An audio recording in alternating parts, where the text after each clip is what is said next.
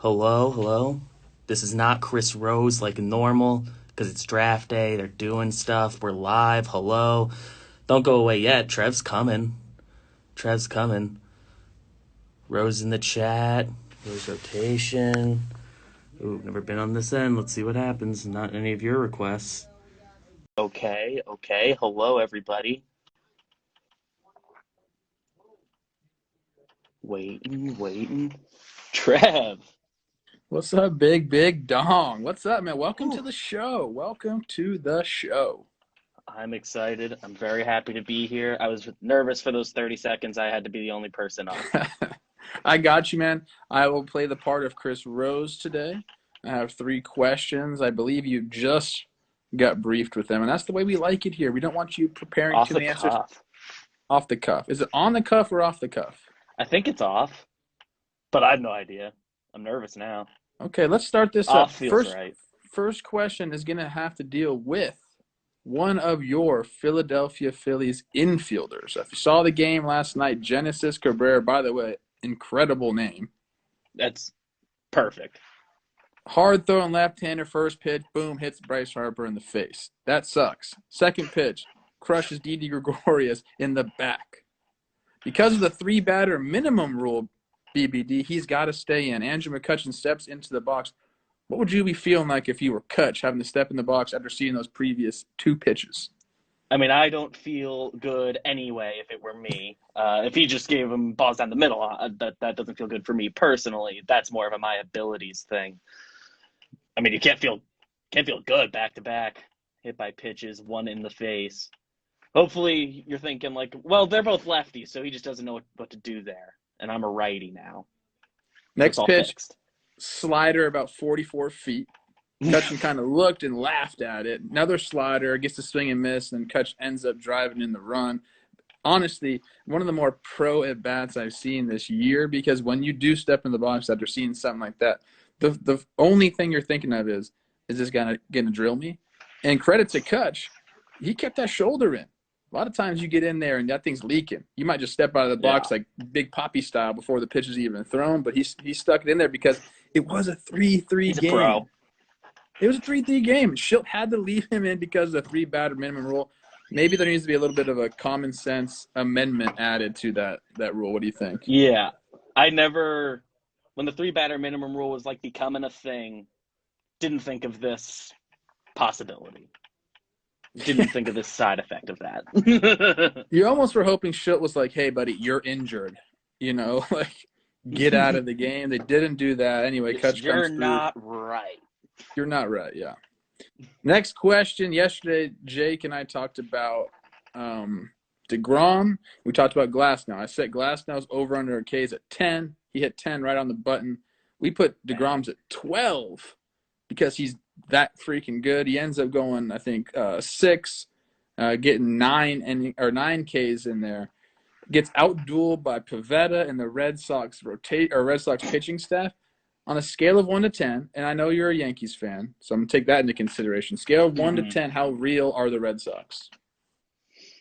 How real? I'll go 6, just because you default to just the Rays and Yankees both like figuring it out a bit, but the Red Sox, they kind of just need to stay afloat, get Sale back. It's just coming off major injury stuff.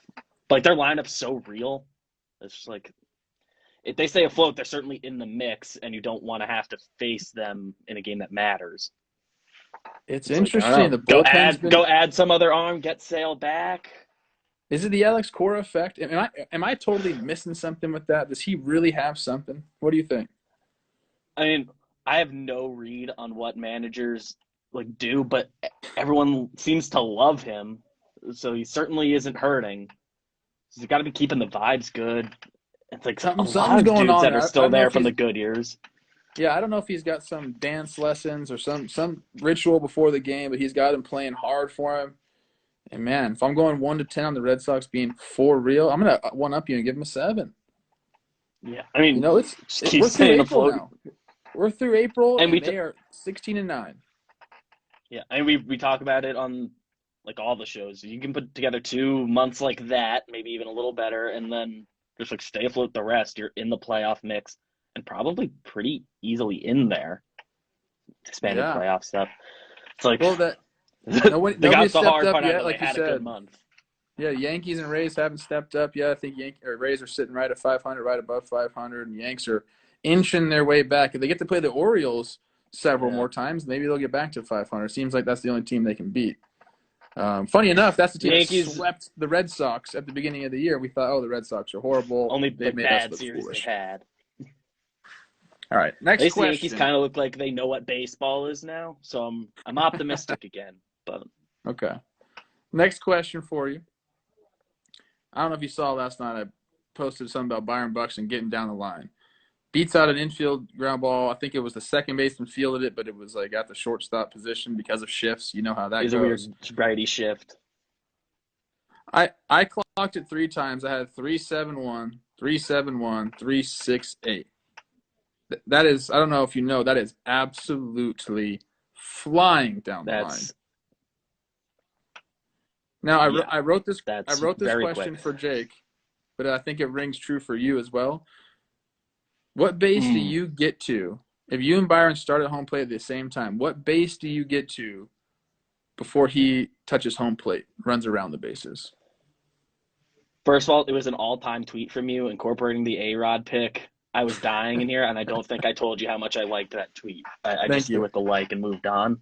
But that was really good. Now, something I don't think people fully realize about me, my game not predicated on speed. Jake, I think, No. still has it a little bit, or at least did in his No. prime. We haven't clocked him. Not a speed guy here at all, even in my physical prime. So I'm not fully confident I get like halfway to second. You I'll think give you'd get? myself the You under on think he'd everything. finish? Let's I do the think math. he'd lap me. Let's do the math. You got the first base 3.7. You got to assume if he's rounding, he'll be right around the same time, maybe even a little bit faster going around the bases because he's got the full momentum. So let's just say 3.5 times 4. We're looking at 14 seconds. So in 14 seconds, I got you getting to second base in 14 I seconds. think I can get to second. You count for some. I'm good at taking a smart route. So I'm sure he is too, though. So I don't think I'm gonna get too much time back on the corners there. But You're I known think for your I can good. get to second. You're known for your good routes. I like that. I like that. Yeah. Oh, well, I had to listen.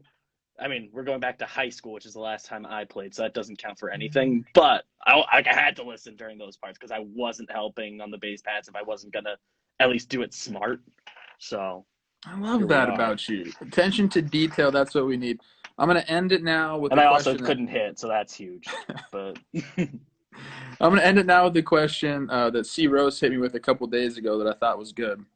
There was some billionaire that sold a coin for like $800,000. He mentioned he got enough fun or like value out of the coin.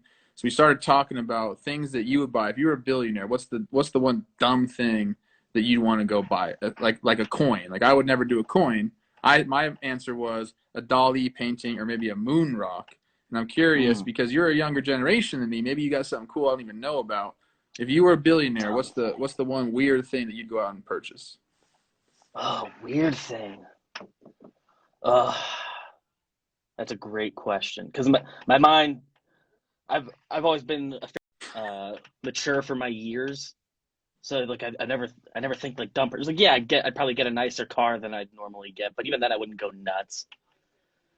I don't know. There's probably some sort of like baseball related thing. There's some like Cooperstown should be in the Hall of Fame like bat or something. Oh, you want some baseball memorabilia? There. There's probably something there. That's where my mind instantly goes, looking for just something stupid that like I'm overpaying for. Juice in the chat says NFTs. What's your feeling on these NFTs, the non-fungible tokens? What do you got? People, it feels like a great way to make money, and I don't understand it at all. And I really, really, really wish I did. We posted the last from the past clip of me giggling the other day, and somebody DM'd me like, "You need to turn this into an NFT, get that cheddar." I was like, if someone wants to set that up for me, you can take a pretty healthy cut of it. I don't know what anything means, but it sounds fun. I'm so jealous of the people who are like in it. I actually approached Jake the other day. This is before, I think, this was like 2 or 3 days ago. I approached him. I said, hey, I was at a party. They were talking about NFTs. They said, we should make them. Jomboy Media should make them. And the guy said, what's the biggest clip that you guys have there? And I said, it's got to be the Astros video, I'd assume. Do you know It's offhand the number one video we've done? I mean, Hauser puking was number one for a while, but I assume Astros stuff certainly, but also by like metrics, it's the most impactful video. I was saying maybe we do that. Maybe we sell that as NFT. I don't even know what that means, but we're on our way. It's got to count for something. Most popular. Yeah. Oh, the ear pulling video is 14 million views. That's number one. Then Hauser puking. Astros the ear pulling video is number one. I love that. Yeah, 14 million views. Nothing else has cracked 10 yet. Hauser puking is close. That's there is amazing. An collision with Lucroy is somehow number 3 ahead of Astros, which is hilarious. Good to know. It's good to know. All right, man. Well, I appreciate you stepping up today. I think you did great. I think the chat thinks you did great because all I saw was positive comments for Big Dom. So I'm thankful for the opportunity. Yeah, no problem. Hopefully, I think C Rose will be back tomorrow because he is the captain of this ship. We're just trying to fill in a little bit. Oh yeah, he's doing the draft stuff now. He was just on Wake and Jake this morning. We're doing some draft stuff there with him and Bobby Skinner. Any thoughts on the draft for the Giants tonight? I've done like even less research than usual, but like I don't know, the Bama wide receivers seem cool, and it sounds like they're in play for at least one of them. And What pick are you guys? We're 11.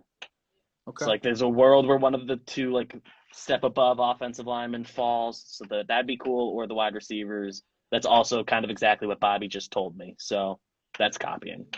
Okay. Micah Parsons people like, so I listen to Bobby good. because I feel like he knows what he's talking about with the Giants. So go check out Talking He Giants. Does the full research thing with the draft all out. They're insane. This is one last question before we go. We got Will Middlebrooks in the chat. He wants to know if you use a blow dryer with your hair. Dude, my hair routine, like people I think would be surprised how just like simple it is. I come out of the shower, I comb everything forward, and I do one of those, and then I'm just like while I get dressed, it air dries out, and then it just becomes like, all right, little gel on the sides because it gets like kind of droopy, and it's like there's not much to it. It takes like a minute. Okay. Everyone's like, how long do you spend on that? I'm very fortunate. We got pretty good hair genes in the family, so I think it'll stick around for a bit. So it's like the one trait I really like about like how I look. So good hair means a lot, man. All right, you guys. I appreciate you hanging out with us. C Rose and I will be back tomorrow, same time, 11:30 Eastern, 8:30 Pacific for me. I am on my second shot, my vaccine second shot right now. I feel like crap. That's why I look so bad. Don't judge me right now. Playing through it. I'm playing through. It's like my flu game. You know how it is, man. Tomorrow all right, guys. I hit 14 days, so I'm good to go. All right, we'll see you. Bye forever, everyone.